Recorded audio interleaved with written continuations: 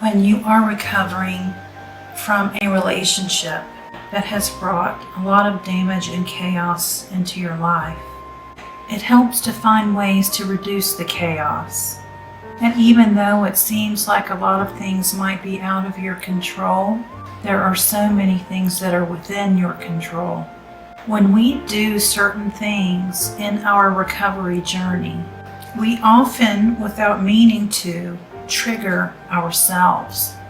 We do things that reduce our window of tolerance so that when something traumatic or disturbing does happen and we're already in fight or flight mode, then that makes things feel uncontrollable and out of our hands. And when we're in that state, when we are in fight or flight and our amygdala has been hijacked, we may not make the best decisions for ourselves, and we might move forward in ways that aren't in alignment with what we want.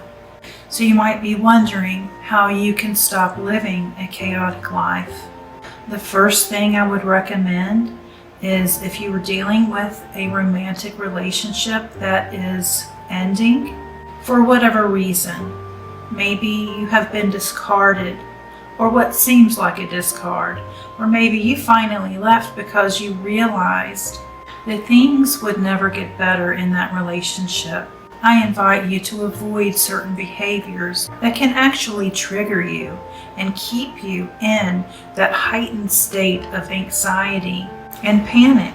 One of the main things we do in the aftermath of a toxic relationship is we hop onto the other person's social media and then compulsively spend hours looking at the things we find there.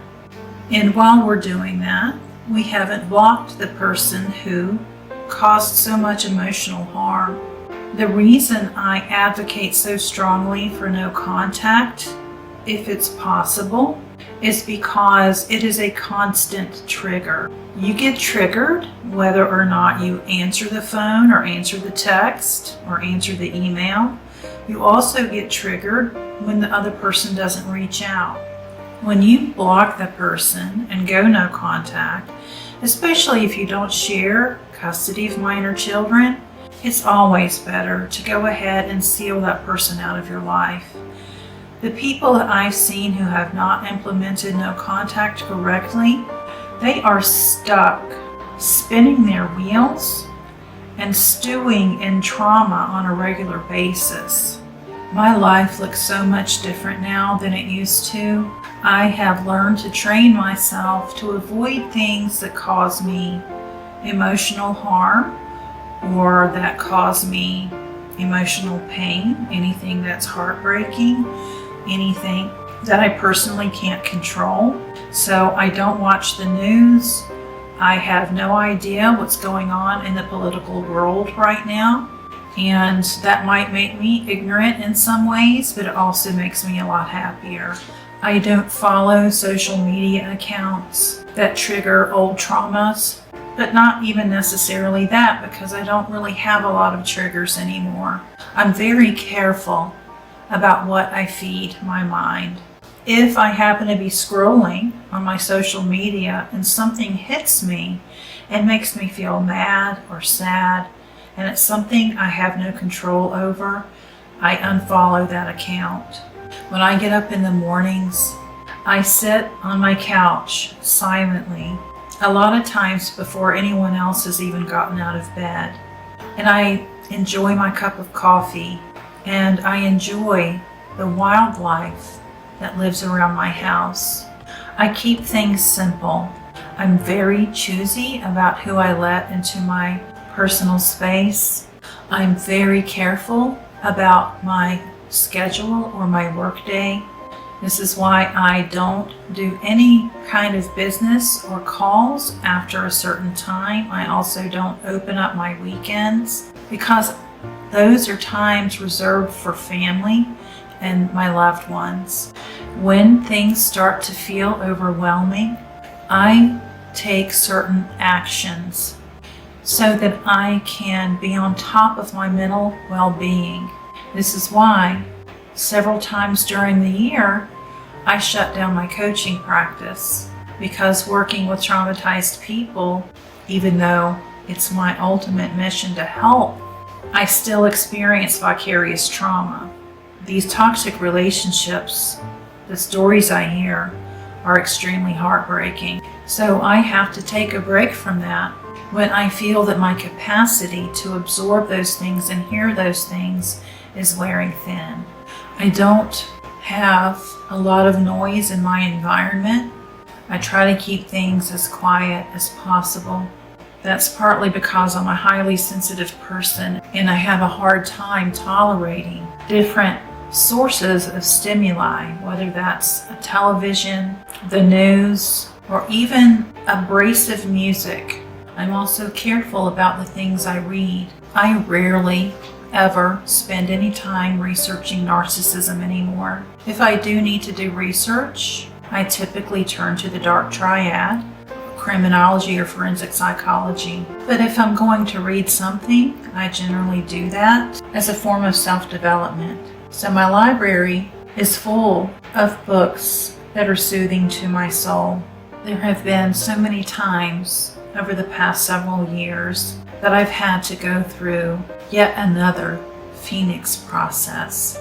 As I heal and grow and evolve, I find that I'm continually letting go of the way I thought things should be and accepting reality for what it is.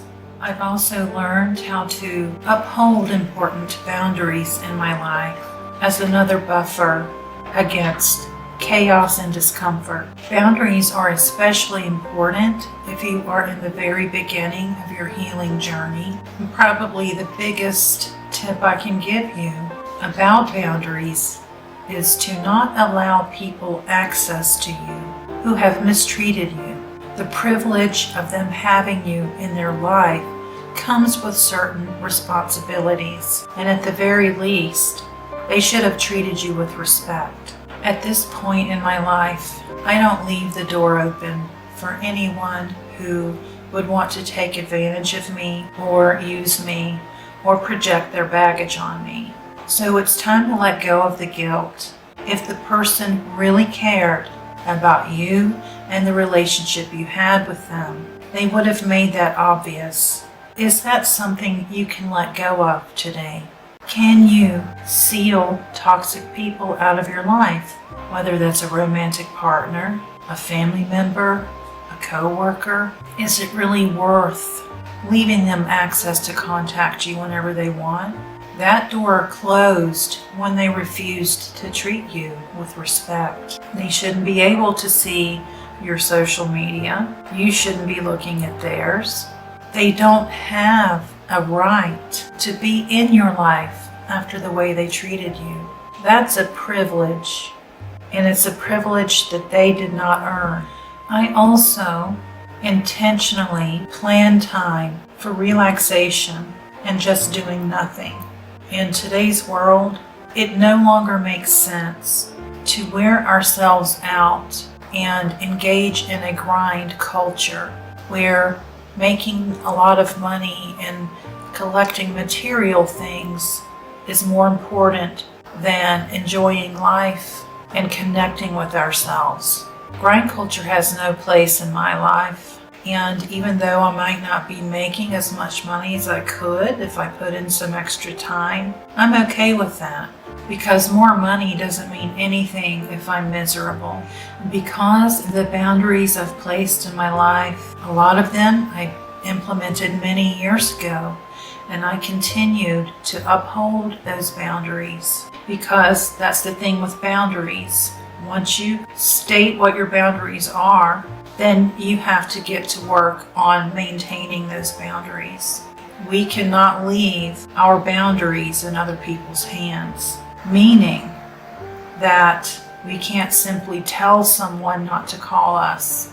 We can't simply tell them not to email us. Most of the time, we have to uphold that boundary and make sure that they can't call or they can't email or they can't just pop by anytime they feel like it. And because I was consistent with those boundaries many years ago, My life right now is so fulfilling and peaceful. I appreciate you watching today's video. If you enjoyed it, please consider subscribing and have a beautiful day, my friends.